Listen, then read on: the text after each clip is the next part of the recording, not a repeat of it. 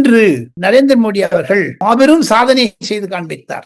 RSS பற்றி அவர் பேசினார். அவர் பேசியதில் 2 முக்கிய கருத்துகள். காயின் வெளியிட்டு இருக்காங்க, போஸ்டல் ஸ்டாம்ப் வெளியிட்டு இருக்காங்க, ஃபர்ஸ்ட் டே கவர் வெளியிட்டு இருக்காங்க. நான் அந்த கார்டுனுடைய அந்த காயினுடைய டிசைன் உங்களுக்கு அனுப்புறேன்.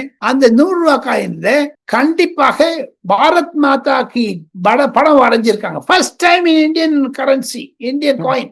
காங்கிரஸ் செய்ய முடியாததை நரேந்திர மோடி செய்து காண்பித்திருக்கிறார். ஸ்டாம்ப் ஃபர்ஸ்ட் டே கவர் இருக்குங்க. அந்த ஸ்டாம்ப்ல நரேந்திர மோடி சொல்ற 1963 நேரு அவர்கள் பிரதமராக இருந்த பொழுது ரிபப்ளிக் டே பேரட்ல RSS கண்டிஜென்ட் இருந்தது. அந்த புகைப்படத்தை போட்டிருக்கிறார். 2026 ஜனவரி 26ஆம் தேதி அன்று எல்லா ஒரு மாநிலங்களுடைய டேப்லூ வருது பாருங்க.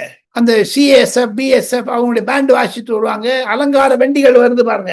அதோட RSSம் இருக்கும். பார்த்துட்டே இருக்கு. இந்த வாட்டி பாரத் மாதா போட்டது, RSSக்கு அனுமதி கொடுத்தது, இதெல்லாம் வைத்து பார்த்தால் நரேந்திர மோடி தன்னுடைய ஒரு 40-50 ஆண்டு கால பழக்கத்தை தன்னுடைய ஆர்கனைசேஷனுக்கு மரியாதை செலுத்தினார் என்று தான் புரிந்து கொள்ள முடியும். இன்று அவருடைய பேச்சு உன்னதமாக இருந்தது. உன்னிப்பாக கேட்டிருந்தால் தங்களுக்கு கண்ணீரில் ஜலம் வந்திருக்கும். காரணம், அவ்வளவு உருக்கமாக பேசினார். நரேந்திர மோடி அவர்களுடைய வாழ்க்கையை 20-20-20 என்று 3 வருஷங்களாக பிரித்து கொண்டால் இப்போ இருக்கக்கூடிய 23-24 வருஷமா PM CM இருந்துட்டாரு. யாருக்குமே கிடைக்காது அந்த மாதிரியான ஒரு அதிர்ஷ்டம்.